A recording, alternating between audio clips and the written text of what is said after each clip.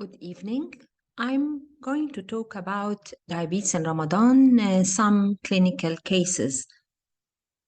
And let me start with the first case, Mrs. Fatma. Mrs. Fatma is 49 years old, female patient. She was diagnosed with type 2 diabetes 3 years ago, and she's now on metformin, 2000 milligram per day, and repaglinide 0.5 once daily before main meals, together with lifestyle, and this is in most of the days.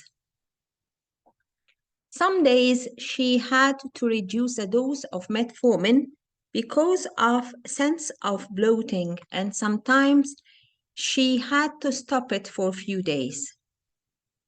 She had a history of recurrent UTI. She came for follow-up and advice before fasting Ramadan.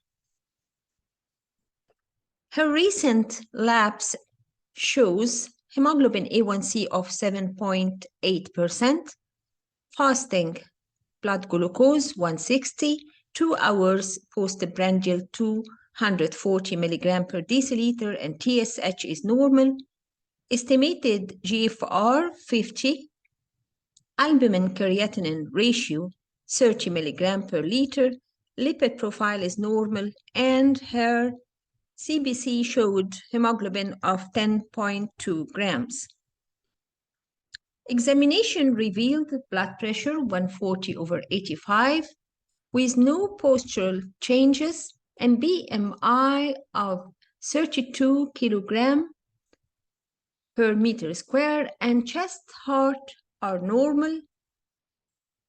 Abdomen showed scar of cesarean section, upper limb showed mild pallor, lower limb dorsalis pedis is felt on both sides. There is no signs of ischemic changes or atrophy. Let's start the case discussion. And where would you place her hemoglobin A1C target?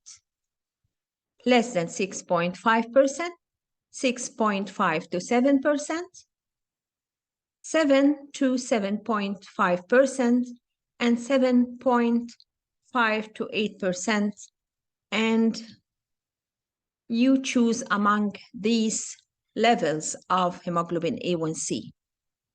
This is a case with just treatment with metformin and repaglinide and no long duration of diabetes. Then the target can be between 6.5 and 7% or even less.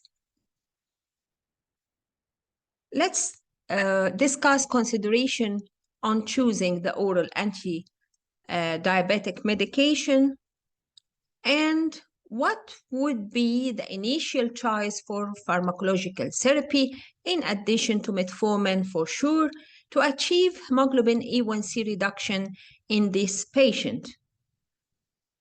Whether to give sulfonylurea or thiazolidinediones, dipeptide peptidase inhibitor, SGLT2 inhibitor, and GLP-1 receptor agonist. All these anti-diabetic medications can give the necessary reduction in hemoglobin A1C. Let her take the reward of fasting. For metformin, it's safe for patients with type 2 diabetes to be treated with metformin monotherapy, and they can fast during Ramadan safely. There is no randomized controlled trials conducted on metformin monotherapy in fasting patients with diabetes. However, the risk of hypoglycemia is low for this medication, so fasting is considered safe. How to change the metformin dosing and timing during Ramadan? If metformin is given once daily, no dose modification is required and to be taken at iftar. If it is taken twice daily, then no dose modification again is required and to be taken at iftar and suhoor. For metformin taken 3 times daily dosing, morning dose to be taken before suhoor and to combine afternoon dose with dose taken at iftar and to be given at iftar. For prolonged release metformin, no dose modification is required and the complete dose to be taken at iftar. If we are going to give sulfonylurea during Ramadan, changes in sulfonylurea dosing may occur.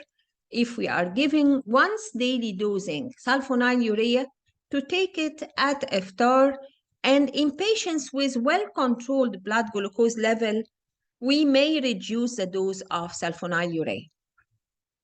If the sulfonylurea is taken twice daily, iftar dose remains the same, and in patients who are well controlled, the suhoor dose should be reduced. In older drugs in the sulfonylurea, like glipenclamide, they carry a higher risk of hypoglycemia and should be avoided. Second generation sulfonylurea like glyclazide, especially glyclazide MR and glimepiride, should be used, preferred to glipenclamide. This study showed, or different trials showed, the risk of hypoglycemia, which decreases with second generation sulfonylurea. And the proportion of patients experiencing hypoglycemic events while fasting was lower for second generation sulfonylurea. We come now to another group, which is DPP-4 inhibitors, either vildagliptin, sitagliptin, saxagliptin, and linagliptin. And these drugs are having benefits, especially vildagliptin and sitagliptin in different trials. They have low risk of hypoglycemia and they are not associated with weight gain.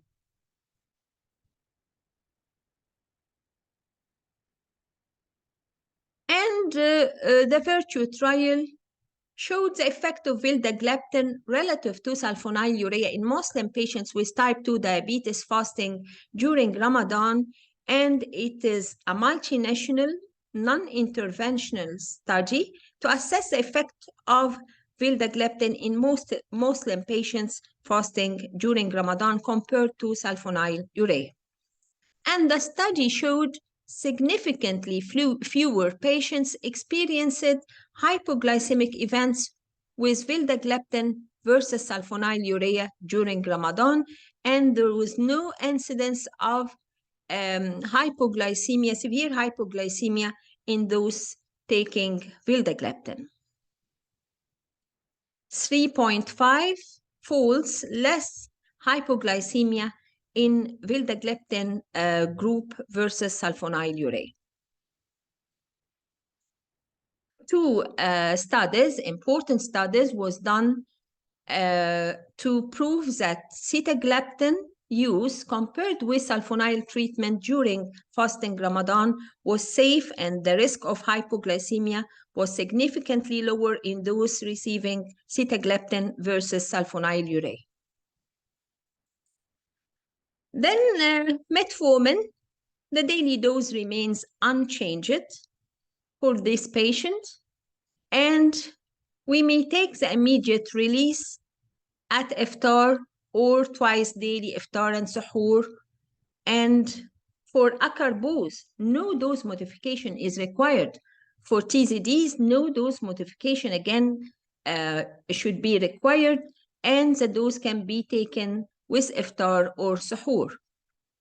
For short-acting insulin secretagogues like repagniline, the dose may be reduced with suhoor and to be taken twice daily, iftar and suhoor, instead of 3 times daily.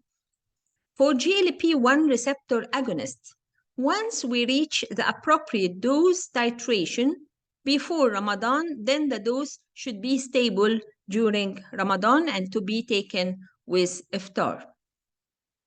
For DPP-4 inhibitors, no dose modification is required.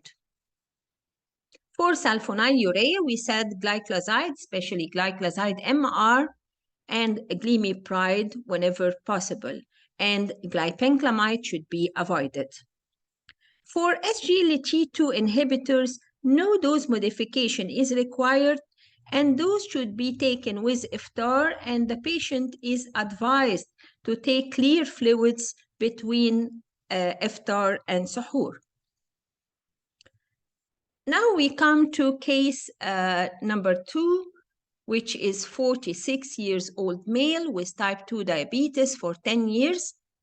He consults you for 2 months before Ramadan, and his current medication are glimepiride 4 mg per day, DPP-4 inhibitor, maximum dose, metformin 1,500 mg per day, glargine 18 units, started 4 months ago, and statin was added.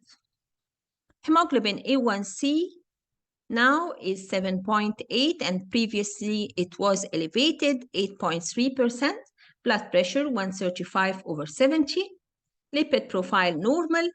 This patient is wishing to fast Ramadan, but he's concerned about his glycemic control and hypoglycemia. The first question, what is your next step, along with improved lifestyle measures in this patient? To increase the basal insulin, to change to premixed insulin, to add GLP-1 receptor agonist, any of the above or none of the above, and let's think together. This case is a civil engineer with body mass index 28. SMBG is infrequent and range around 162 to 200 milligram per deciliter at most times on 4 milligram glimepiride. Lifestyle, the main meal is about 5:30 p.m. Some days are busy when he has to visit the building sites. He experienced a mild hypoglycemic episode when he missed his midday snack. These are the discussion points: lifestyle, infrequent SMBG, occasional hypo when busy at work, Ramadan, and how should we proceed? These are the discussion points. He come to see you 3 weeks later. He's now on 24 units of glargine, as you advised him to adjust the dose according to the algorithm. He has been doing well, and his blood glucose profile improved, fasting between 108 to 144, pre-meals 144 to 162, and he has been having his midday snack with his weight increased by 2 kilograms. What is your advice for him during Ramadan regarding the following? Timing of basal insulin in Ramadan, dose of basal insulin in Ramadan. What will you do with his glimepiride dose? Think about it. What other treatment options you might consider, and to advise for pre-Ramadan education.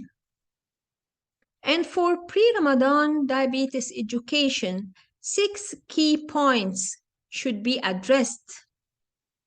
And the important item for this patient is when to break the fast, because he previously experienced hypoglycemia.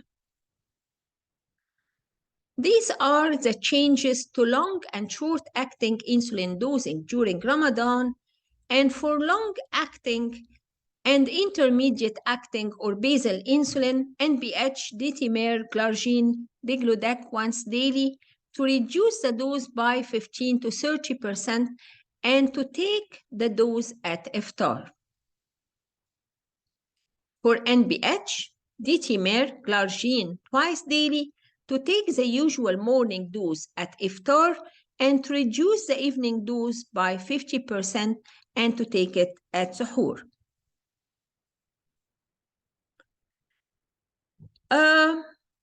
For adjustment of the dose, if fasting or pre-iftar or pre-suhoor blood glucose is less than 70, or there are symptoms of hypoglycemia, we should reduce the basal insulin by 4 units.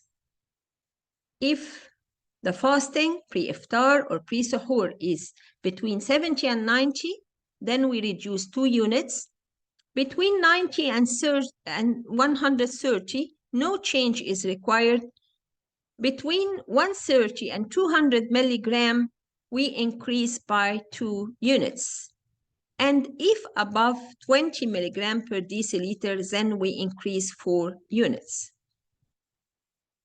And the patient is advised to monitor the blood glucose levels several times during the day, and these are the preferred timing: pre-dawn meal, pre-suhoor, morning, midday, mid-afternoon, at iftar, and 2 hours after iftar, and in any time when there are symptoms of hypoglycemia, hyperglycemia, and feeling unwell. رمضان كريم، تقبل الله منا ومنكم خالص الأعمال.